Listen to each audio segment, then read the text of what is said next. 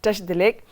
Welcome to today's episode of Tibet This Week, a weekly news on Tibet, His Holiness the Dalai Lama, and the Central Tibetan Administration. Top stories for this week. The Office of His Holiness the Dalai Lama postpones all online events due to COVID concerns. Drakgo update: China destroys another statue, detains and tortures several Tibetans in the region. Speaker Khenpo Sonam Tenphel condoles the demise of European Union Parliament President David Sassoli. Sino-Tibetan dialogue, a major aspect of my role, says Undersecretary Zeya. Representative Namgyal Choedup meets Anjali Kaur, USAID Deputy Assistant Administrator of the Bureau for Asia. Representative Tashi Phuntsok meets Taiwanese Representative Ming-Yen Tsai. Australian Tibetan Community Association convenes 6th board meeting. The Office of Tibet South Africa attends Interfaith prayer meeting.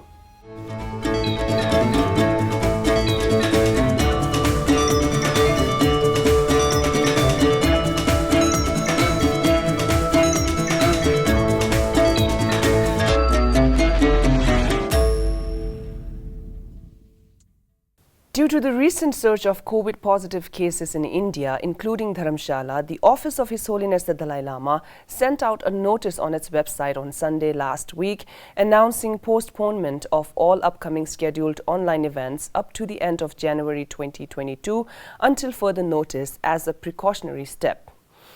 As per the data shared by the Union Health Ministry, India reported 247,417 new infections on Thursday this week, and Himachal Pradesh reported a record of 1,804 new positive cases on Wednesday this week.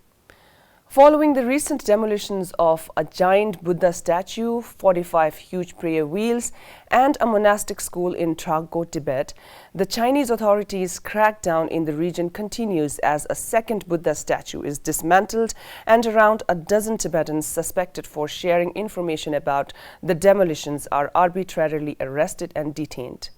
Sources say the local Chinese authorities have severely tortured a Tibetan monk, Tenzin Nyima, for not showing proper expression. Paga, the abbot of Drakgo Monastery, his assistant Nyima, another monk by the same name Tenzin Nyima, Tashi Doji, Lamu Yangkyap, a local sculptor, and Norpa Tsiring Samdrup are said to be among the arbitrarily arrested and detained Tibetans. Many remain unidentified for now. This is clearly a showcase of China's belligerent attitude towards Tibetan culture, identity, and tradition. So, Central Tibetan Administration condemns such atrocious acts, and we believe that Chinese government will look forward to fulfill the aspirations of the Tibetan people. Khenpo Sonam Tenphel, the Speaker of the Tibetan Parliament in exile, expressed his sadness on the demise of European Parliament President David Sassoli. On behalf of the Tibetan people, Speaker Khenpo Sonam Tenphel expressed gratitude to the European Union Parliament for advocating the Tibet issue and highlighting China's violations of human rights in Tibet, and mentioned that the late European Parliament President will be remembered for his selfless service for the betterment of the nations. The EU Parliament President Sassoli passed away in Italy on Tuesday this week at the age of 65. Calling the Sino-Tibetan dialogue one of the major aspects of her role, the United States Special Coordinator for Tibetan Issues, Zeya, called upon the officials of People's Republic of China to engage in direct dialogue without any preconditions with His Holiness the Dalai Lama or his representatives.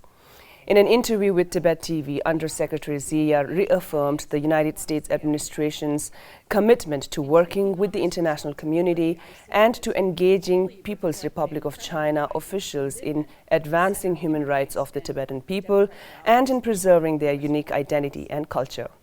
So I am absolutely committed to working with the international community and to engaging PRC officials on advancing the human rights of the Tibetan people and preserving their unique historical, religious, cultural, and linguistic heritage.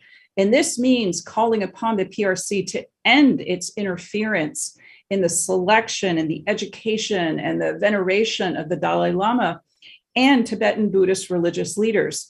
Other aspects of my role include calling upon the PRC to end its surveillance and its harassment of Tibetan diaspora communities all over the world, including in the United States. We call upon the PRC to engage in direct dialogue without preconditions with His Holiness, the Dalai Lama, or his representatives to resolve differences and achieve meaningful autonomy for Tibetans. Representative Namgyal Choedup and Secretary Tashi of the Office of Tibet, Washington, D.C. held a virtual meeting with Anjali Kaur, USAID's Deputy Assistant Administrator of the Bureau for Asia, and other administrators and staff of USAID on Monday this week. Representative Choedup thanked USAID for their strong support to the Tibetan communities in India and Nepal through various programs and expressed his desire to work closely together with USAID. Deputy Assistant Administrator Anjali Kaur assured USAID's full support and expressed her willingness for continued collaboration with the Central Tibetan Administration and meeting in person soon.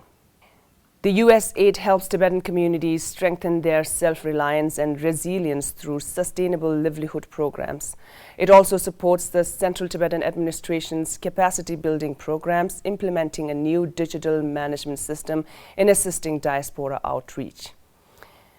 Representative Tashi Phuntsok met Taiwanese Representative Ming-Yen Tsai at Later's office on Friday last week. During their meeting, Representative Phuntsok and Representative Tsai shared the common view about the various repressions and human rights violations faced by the countries under the Communist Party of China. Both the representatives agreed to work closer in the view of emerging challenges. Representative Tashi was accompanied by Rinzin Choedup, EU Advocacy Officer, Office of Tibet, Brussels, while two staff from Taiwanese office joined with Representative Tsai. Representative Tashi Phuntsok received Wangpo Tethong, Executive Director of the International Campaign for Tibet Europe, who visited Office of Tibet, Brussels on Monday this week. The meeting strengthened the relations between the Office of Tibet, Brussels and ICT and paved a way for constructive future programs. Australian Tibetan Community Association convened its 6th Executive Board meetings on Saturday last week for 2 days at Nowra, a southern coastal city of New South. Representative Karma Singh addressed the meeting as the chief guest and emphasized on the importance of lobbying with politicians, maintaining unity among the Tibetan people, preserving and promoting Tibetan culture and language, and engaging younger generations in the Tibetan struggle. Doreen Phuntsok, a member of Tibetan Parliament in Exile for Australasia, was also invited as the guest of honor and addressed the meeting. The meeting was attended by presidents and the committee members from Tibetan communities from Canberra in Australian capital city, Sydney, Queensland, Victoria, Newcastle and Nowra. Geshe Lobsang Thundup and Representative Ngudup Dorji of Office of Tibet, South Africa participated in an interfaith prayer meeting of the 110th founding day anniversary of the African National Congress on Saturday last week. More than 7 faith leaders from major world religions, including Christianity, Hinduism, Buddhism, Judaism, and traditional African religious belief system, made fervent prayers in their ways for the success of the event. The anniversary celebration was graced by the President Cyril Ramaphosa, who is also the President of the South African National Congress. The meeting was held at Peter Mokaba Stadium in Polokwane of Limpopo Province. Those were the top stories of the week. See you in the next episode of Tibet This Week. Thank you for watching.